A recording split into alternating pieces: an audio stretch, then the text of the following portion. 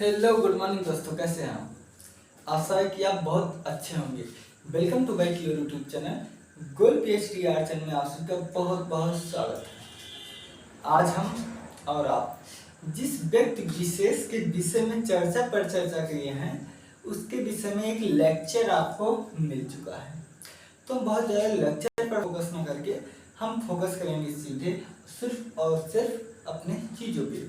तो आज हम चर्चा पर चर्चा करने चल रहे हैं कि इटली का एक ऐसा कलाकार जो एक चित्रकार से लेकर वैज्ञानिक तक, इंजीनियर तक, ड्राफ्टमैन, चिकित्सक, सब कुछ है। तो चलिए उन्हीं के विषय में चर्चा कर रहे हैं जिनके विषय में वीडियो आपको पहले से मिल चुकी है।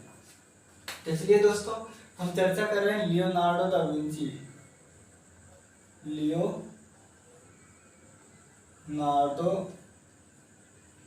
Da Vinci. ठीक है, देखिए लियोनार्डो दा विंची का जन्म कब हुआ था? तो हम सभी लोग जानते हैं 1452 ईस्वी में हुआ था। कहाँ? इटली के अंदर है फ्लोरेंस के अंदर है विंची। अब इतना गहराई से कभी नहीं पूछेगा। तो चलिए हम जन्म देख लेते हैं। इनका जो टोटल पीरियड है 1452 से लेकर के 1519 तक, ये इनका जो है टोटल जीवन काल है। ठीक है, चलिए जन्म देख लेते हैं। इनका जन्म है 1452। कहाँ पर? इटली। अभी तक इटली ही पूछा गया, लेकिन मैं इसके अंदर भी बता दे रहा हूँ। इटली के अंदर है फ्लोरेंस। ठीक है, फ्लोरेंस के अंदर है विंची। ठीक है, ये विंची जो है स्थान है। ठीक है, ये विंची नामक स्थान पर हुआ था। तो वीडियो में आ रहा है अच्छे से? बिल्कुल अच्छे से आ रहा है। मैं एक खिड़की बंद कर दूं क्योंकि इससे बहुत शोर नहीं तो आएगा। चलिए देखिए, लियोनार्डो दा विंची का जो जन्म है ये इटली में हुआ था 1452 इटली में। इटली के अगर और अंदर से पूछेगा तो फ्लोरेंस पूछेगा, फ्लोरेंस के और अंदर घुसेगा तो ये इनके विंची गांव का नाम है। अब इससे अंदर कभी नहीं घुसेगा। बिल्कुल। अब देखिए, अब हम इनकी मृत्यु देख लेते हैं। ठीक है, देखिए इनकी मृत्यु हुई है 1519। कहां पर? फ्रांस। जन्म कहाँ हुआ है? इटली में। मृत्यु कहाँ हुआ है? फ्रांस में। अब देखिए इनके गुरु हैं वेरेचियो। कौन? वेरेचियो। इनके गुरु कौन है भैया? तो इनके गुरु हैं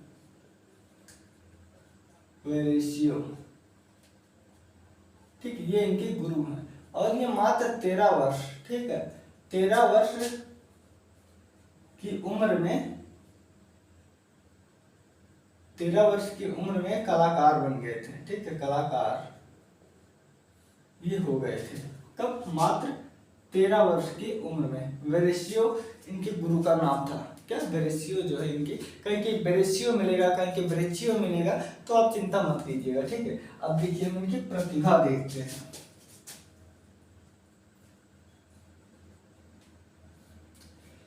अगर मैं ये कहूं कि जितना आपको याद होगा ना ये सब कुछ थे, तो हम शुरू करते हैं। चित्रकार,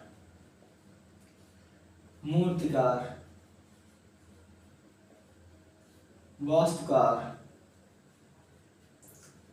ड्राफ्टमैन। क्या? ड्राफ्टमैन, वैज्ञानिक, इंजीनियर और कुछ बच रहा है, संगीतज्ञ, जिसे हम आशुकवि कहते हैं। क्या? आशुकवि। अब देखिए हम आशुकवि किसे कहते हैं? जैसे तुरंत कविता बनाए। हाँ, जैसे कोई तुरंत कविता बनाए उसे आशुकवि कहते हैं। इसके अलावा गणितज्ञ और भी डिग्री होगी। ठीक है, आदि। तो ये चित्रकार थे, मूर्तिकार थे, वास्तुकार थे, ड्राफ्टमैन थे, इंजीनियर थे, वैज्ञानिक थे, आशुकवि थे, गणितज्ञ थे। इतने विधाओं में पारंगत थे, इससे भी ज्यादा ये रहे होंगे। ठीक है, देखिए मैं एक एक वही चीज बताऊंगा ना जो आपके लिए द मोस्ट इंपॉर्टेंट होगा। अब इन्होंने एक स्फोमातो ध्यान दीजिएगा इंपॉर्टेंट पॉइंट को। स्फोमातो, स्फोमातो ये पद्धति है, ठीक, क्या है ये पद्धति है। अब ये जान लीजिए स्फोमातो में क्या है। इसको स्फोमातो में क्या है, तो स्फोमातो में कोई भी रेखा नहीं दिखनी चाहिए, बाकी वो रेखा छाया प्रकाश के माध्यम से दिखनी चाहिए। ऐसे लिख दो कि इसमें, ठीक है, इसमें रेखा को धुंधला किया जाता है।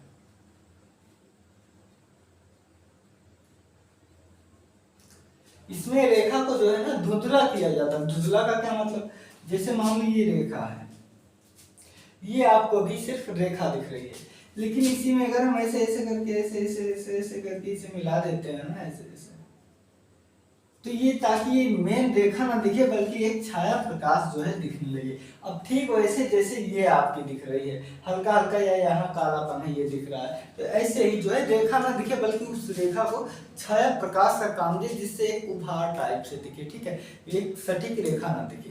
तो यही है आपकी स्फोमातो पद्धति। यहाँ तो ठीक है।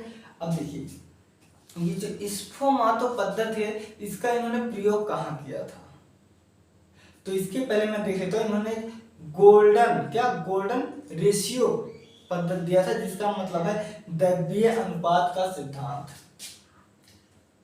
गोल्डन रेशियो ये क्या है, तो ये जानते हो क्या है, क्या बताओ, ये दैवीय, क्या दैवीय, ये जो है ये दैवीय अनुपात का सिद्धांत है। क्या दैवीय अनुपात का सिद्धांत। देखिए इसमें से एक भी ऐसा अगर कोई बता दे जो पूछा ना गया हो, हर एक चीज पूछा गया है। अब हम इनके जो है चित्रों पर आते हैं। देखिए 1483 ईस्वी में, क्या 1483 ईस्वी में इनके चित्रों में, क्या इनके चित्रों में जो है ये एक चित्र बनाया था ड्यूक की पत्नी का।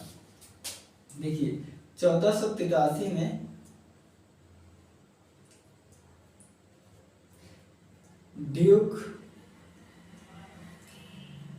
की पत्नी, ड्यूक का पत्नी चित्र बनाया था कैसे, श्वेत वस्त्र पहने महिला। कब बनाए थे, 1483 में। उसके बाद ये 1483 में बनाए, उसके बाद ये 1499 में बनाए। इसी ड्यूक के पिता, क्यों 1499 में इन्हीं ड्यूक के पिता जो अश्वारोही, ठीक अश्वारोही करते थे, तो इसने का जो है इन्होंने चित्र बनाया था, का चित्रण किया। और संयोग देखिए ये दोनों चित्र जो है अपूर्ण है। क्या ये दोनों चित्र जो है अपूर्ण है। साथ ही साथ ये जो है ईसा की वंदना, क्या ईसा की वंदना, पहले आप लिखते हुए चलिए, ठीक है। देखिए ईसा की वंदना, ठीक है, ईसा की वंदना में देखिए ये क्या कहते थे लियोनार्डो दा विंची जी। अब इनके कथन पर ध्यान दे लेते हैं। ये कहते हैं कि मैं ईश्वर में विश्वास नहीं रखता, बिल्कुल ये कहते हैं कि मैं ईश्वर में विश्वास नहीं रखता, लेकिन ये ईश्वर में विश्वास नहीं रखते थे, लेकिन ये ईश्वर का चित्र बनाते थे। तो ये ईसा क्या है, भगवान है ना, तो भगवान में विश्वास तो नहीं रखते थे, लेकिन ये जो है चित्रण करते थे, ठीक है। अब इसके बाद जिसके लिए लियोनार्डो विंची जाने जाते हैं, पहचाने जाते हैं, सभी लोग जानते हैं, तो हम चर्चा कर रहे हैं मोनालिसा। मोनालिसा, ठीक है। देखिए मोनालिसा जो चित्र है, क्या मोनालिसा, जो चित्र है ना, ये चित्र फ्रेस्को पद्धति में बना हुआ है, लाल टोन्स में बना हुआ है। ठीक है, लाल टोन्स में बना हुआ है। चलिए लिख लेते हैं, फ्रेस्को पद्धति में बना है। ठीक है, लाल टोन में बना है। इसकी जो पृष्ठभूमि है, पृष्ठभूमि में क्या दिखाया गया है, तो पृष्ठभूमि में जो है पहाड़ी दिखाया गया है। क्या? पहाड़ी दृश्य। यहाँ हम लिख देते हैं सीधे लैंडस्केप दिखाया गया है। ठीक है, लैंडस्केप दिखाया है। साथ ही साथ ये जो है 1503 से लेकर के 1506 के मध्य ये चित्र बना था, 1503 से 6 तक। यहाँ तो ठीक है। देखिए, लियोनार्डो दा विंची फ्रेस्को पद्धति में बना था, लाल टोन से बनाया गया था। साथ ही साथ जो है पृष्ठभूमि इसकी में लैंडस्केप दिखाया गया है, कि वातावरण जो है दिखाया गया है। इसके साथ ही साथ इसमें स्फुमातो पद्धति का प्रयोग हुआ है। क्या? स्फुमातो का प्रयोग, यही स्फुमातो है। क्या? यही स्फुमातो है जिसमें दिखाया गया है धुंधला। ठीक है, हाँ। और इसकी जो साइज है 77x53, क्या 77x53 सेंटीमीटर में है साइज। ये हो गया क्या?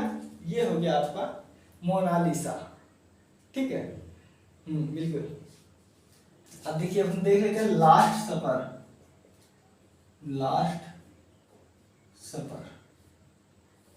जिसे कहते हैं अंतिम भोज। ठीक है, देखिए लास्ट सफर में जो है ना, टोटल 13 लोग हैं। कितना? टोटल 13 लोग हैं। तो देखिए, लास्ट सफर में मैं ऐसे बता दे रहा हूँ, टोटल जो है 13 लोग हैं, ज्यादा कुछ लिखाने की जरूरत नहीं है। लास्ट सफर। और जो रचना है, सैलखंडों की राजकुमारी, सैलखंडों की कुमारी, लीडा और हंस।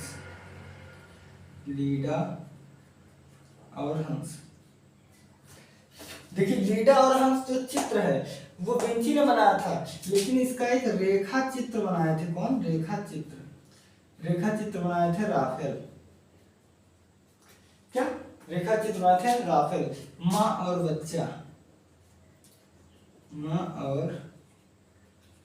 बच्चा, ये सब क्या है? ये सब इनका जो है चित्र है। मैडोना विद चाइल्ड, मैडोना माँ का नाम है, मैडोना विद चाइल्ड यही है। ठीक है, देखिए इसके बाद इनकी जो है लेडी विद वायलिन, एक है लेडी विद वायलिन।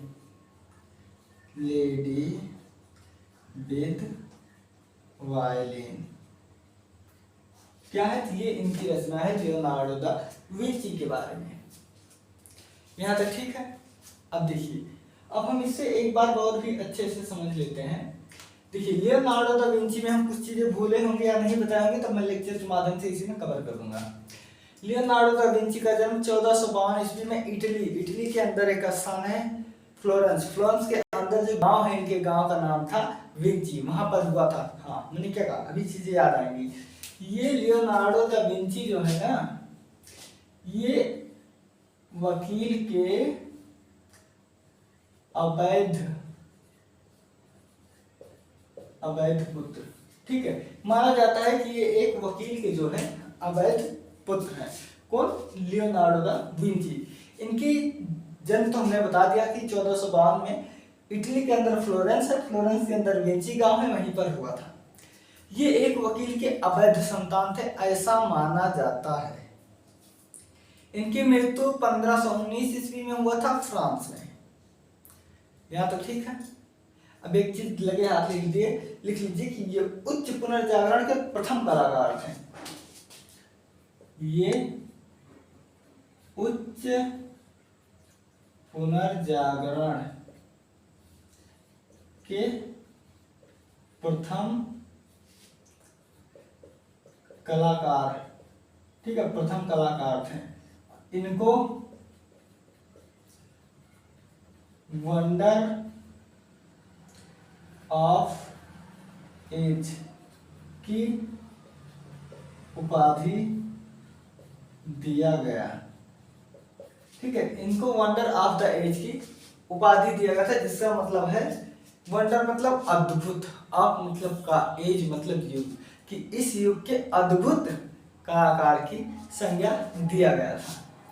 ठीक है, इसके बाद स्फोमातो जो है ये एक पद्धति है, इसमें एक रेखा अगर रहती है ना उसको धुंधला करते हैं। धुंधला कब होगा? जब उसमें छाया प्रकाश के माध्यम से उसमें धुंधला बन दिया जाएगा। तो ये कार्य जो है विंची करते हैं। अगर हम इनकी प्रतिभा देखेंगे तो ऐसा कोई भी प्रतिभा नहीं है जो लियोनार्डो दा विंची के पास ना हो, चाहे वो चित्रकार हो, मूर्तिकार हैं, वास्तुकार हैं, ड्राफ्टमैन है, वैज्ञानिक, इंजीनियर, आशुक, गणितज्ञ आदि थे।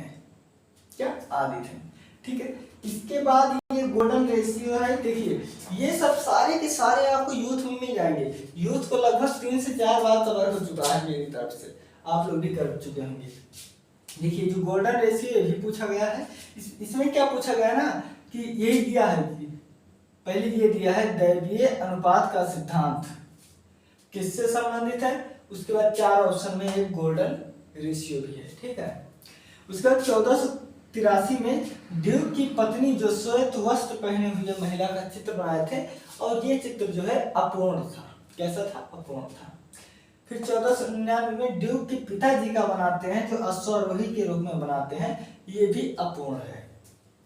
अब देखिए जब अपूर्ण अपूर्ण सुन रहे हैं तो बहुत तरह के आपके मन में आता होगा, तो मैं पहले बता दूं कि ये इतने विधा में पारंगत थे।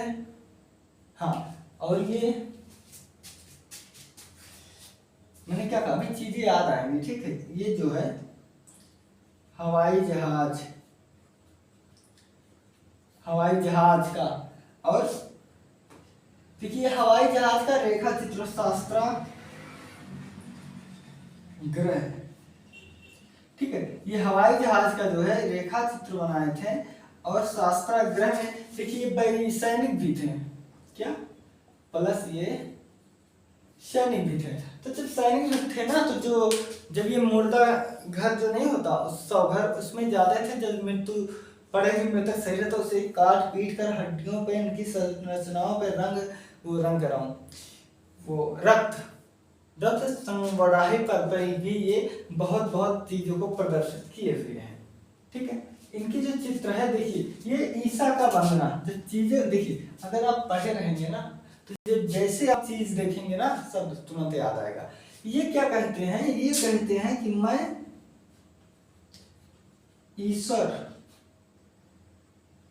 में विश्वास नहीं रखता।